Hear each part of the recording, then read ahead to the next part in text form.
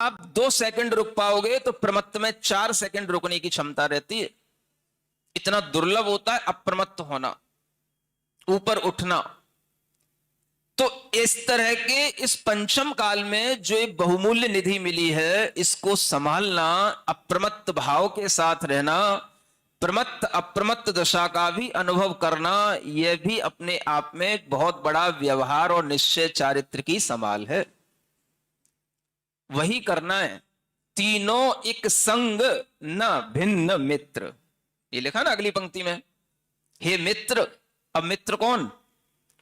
अपनी ही आत्मा को अपना मित्र बनाओ। यही हमारे मित्र हैं जो सम्यक दर्शन, सम्यक ज्ञान और सम्यक चारित्र हैं। अपनी ही आत्मा को संबोधन देकर के कहना पड़ता है, हे मित्र। तीनों एक संग होते हैं, भिन्न भिन्न नहीं होते हैं। व्यवहार में तीनों भिन्न भिन्न हैं। सम्यक दर्शन व्यवहार से अलग है, सम्यक ज्ञान व्यवहार का लक्षण अलग है, सम्यक चारित्र व्यवहार की उसकी कहानी अलग है। लेकिन निश्चय में वही सम्यक दर्शन है, वही सम्यक ज्ञान है, वही सम्यक चारित्र है। बस अलग अलग अपेक्षा से आप देख लो। पानक बन गया, वो पानक बन गया, तो आप जब उस एक घूंट भी उस पानक को पिएंगे, आपकी दृष्टि गई सौंफ की तरफ, तो सौंफ की गंध आ जाएगी, उसका स्वाद आ जाएगा। अब एक ही घूंट में आपको स्वाद लेना है, जिसको लेना हो ले लो। आपको उसका ठंडा स्पर्श महसूस करना है, तो आप उसका ठंडा स्पर्श की तरफ स्वाद लोगे, तो ठंडा स्पर्श आपको दिखाई देगा। आपको उसमें मिश्री की मिठास देखनी है, तो मिश्री की मिठास की तरफ अपना उपयोग ले जाओगे। मिश्री की मिठास उसी एक घूंट में सब दिखाई देगा, सब अनुभव में आएगा। एक घूंट वह जो है वो अलग अलग नहीं है, कहने की अपेक्षा से अलग है। लेकिन वो एक घूंट जो पिया जाता है, वो घूंट जो, वो एक अंजलि जो पानक है, वह पूरा अपने आप में सब कुछ समाहित किए हुए है। तो निश्चय का मतलब यही है कि जिसमें सब कुछ एक आत्मा में जुड़ जाए। सारे व्यवहार का जूस बना दो। नहीं समझ में आ रहा? 8 अंगों का जूस बना दो, प्रथमान योग, चरणान योग, सारे ज्ञान का जूस बना दो, और सारे महाव्रत, समिति, गुप्ती, परिचय, चारित्र, सबका जूस बना दो। और फिर उस जूस बनाने के बाद में जो घूंट पीने को मिले, वह आत्मानुभव का घूंट है, वो अमृत का घूंट है। वो जिसने एक बार पी लिया, फिर तो कहना ही क्या है। जन्म मरण की व्याधि छूट गई उस घूंट के पीने से, वो औषधि बन गई उसकी। क्या सुनते हो? जन्म जरा मृत्यु विनाश नाय। कुछ भी कहने से क्या होगा? चाहे जल अर्पण करो, चाहे अर्घ अर्पण करो, लेकिन जन्म जरा मृत्यु जिस औषधि से दूर होंगे, वो औषधि ये है जो आपको बताई जा रही है। ये घूंट जिसने पी लिया, उस घूंट की औषधि जिसके लिए एक बार स्वाद में आ गई, बस उसने जन्म जरा मृत्यु पर अपना नियंत्रण कर लिया। उसका जन्म जरा मृत्यु कंट्रोल हो जाएगा। 1 2 4 भाव में वो छूट जाएगा संसार से। ये घूंट है, एक घूंट पीकर तो देखो। सुन रहे हो ना? वो एक घूंट बनाने के लिए कितनी जगह घुटने टेकने पड़ते हैं। घूंट तो एक है, अंजलि तो एक, बस एक घूंट बना के दिखा दो। एक घूंट लाओ, खसखस का दाना पीसो उसको, लाओ सौंफ, लाओ मिश्री, लाओ दूध। कहां से लाओगे? जब जेब में कुछ होगा तब ना। एक घूंट की तो बात है। उस एक घूंट के लिए ही जन्म जन्म का पुण्य अर्जित करना पड़ता है, तब कहीं जाकर के वह एक घूंट पीने की योग्यता मिलती है।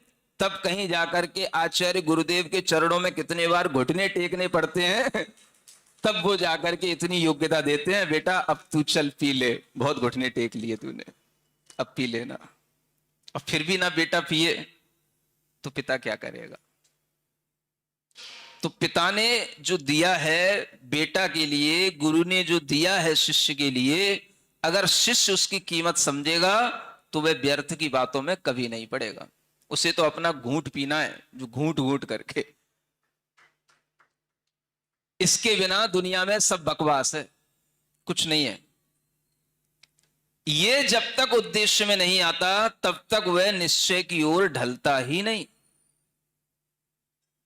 और वो निश्चय के बिना वह व्यवहार भी फिर कुछ काम का नहीं। भाई कर किसके लिए रहे जब तुम्हें घूंट पीना ही नहीं है? नहीं समझ में आ रहा? तुम सब घोंटे जा रहे हो, बनाए जा रहे हो, इसको पिएगा कौन? तुम्हारा तो उपवास है। नहीं समझ में आ रहा? कई बार जो बनाती है मम्मी उसका उपवास है, अब पिएगा कौन? तेरे घर में है कौन? कोई होगा तब तो किसी के लिए बनाएगी ना। अब जब उसको ही नहीं पीना हो, घर में कोई है ही नहीं, तो फिर किसके लिए बनाना? सुन रहे हो ना? तो बनाना भी किसके लिए जब कोई हो पीने वाला? इसलिए पीने वाला इस पात्र की योग्यता आना ये अपने आप में बहुत बड़ी चीज होती है। और ये पात्रता गुरु के कृपा से ही आती है, गुरु के आशीर्वाद से ही आती है। जिनके ऊपर ये पात्रता है वह अपने इस घूंट की तरफ अगर ध्यान देंगे तो इस पर्याय का आनंद है, बाकी तो सब किरकिरी बातें हैं। सुन रहे हो ना? अब घूंट पीने के बाद में अगर कहीं दूसरी अंजलि में फिर हम पीने लगे और उसमें फिर किसी ने कहीं मान लो कहीं किरकिरा डाल दिया, अब क्या करोगे? मजा खराब हो गया। सारा बनाया था और थोड़ी सी जो है कुछ हवा चली और उसमें कुछ आ जाता है ना किरकिरा। नहीं समझते किरकिरा? बोलो तो, हाँ तो करो, तब तो मैं समझू क्या समझ रहे हो मेरी बात। हाँ ना, पता मैं ही बुंदेलखंडी बोल रहा हूं, एक बैठा है बस केवल पंपी को ही समझ में आ रहा है, बाकी सब तो यहाँ दिल्ली वाले हैं, तो समझ में आ रहा है कि नहीं आ रहा है? टीकमगढ़ की बहनें भी बैठी तो किरकिरा समझते हो ना? हाँ, अच्छी चीज बनाई, बहुत अच्छी सावधानी से बनाई, और ऐसी हवा चल गई रात में, कुछ भी उसमें थोड़ा सा खुला रह गया तो उसमें मिल गया, सुबह पिया तो सब खराब देखा। समझ आ रहा है ना? तो अमृत बनाओ और उसमें किरकिरा आ जाए तो बेकार हो गया सारा। कौन पिएगा फिर उस घूंट को? सुन रहे हो ना? तो दुनिया में जितनी भी हवाएं हैं ये सब उस अमृत के घूंट को किरकिरा करने वाली हैं।